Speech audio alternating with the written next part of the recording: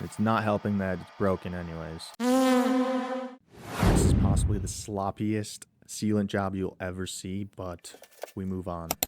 Part 2 of waterproofing a shower from someone who's never waterproofed a shower before. So we're working on the last wall.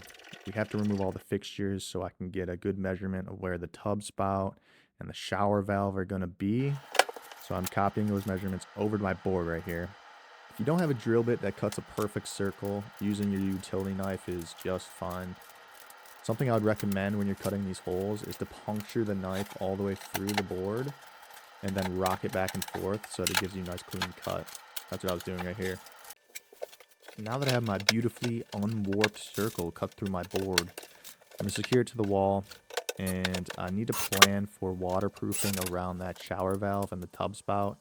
I don't think the tub spout will be a huge issue. You can just fill it with sealant, but I need a solution for waterproofing that tub spout area. So I'll have to create a separate video on that. So I put the final board up here, and I caulked all the seams around the ceiling, the corners, and then I'll show you later doing around where the board meets the bathtub. If your project's similar size to mine, I recommend buying at least 5 tubes of sealant. Right here I'm on tube number 4, and I still have to caulk in between the bathtub and all the corners and ceiling joints. So just buy more than you think you need.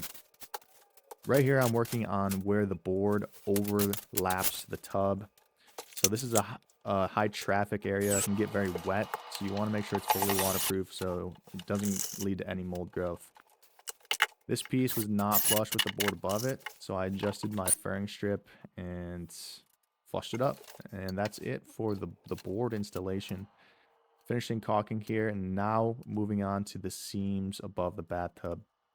I should have left way less space between the board and the tub, because now I'm filling in like 1/2-inch gaps of sealant. So this is where a lot of my sealant's being soaked up. I mean, I went over this maybe 3 times and it just kept taking it and taking it. So yeah, I would definitely just leave maybe 1/4 inch, maybe an 1/8 inch so you can caulk, but you don't need to leave any more than that. At this point, my forearms are throbbing. I can barely even squeeze this caulk gun.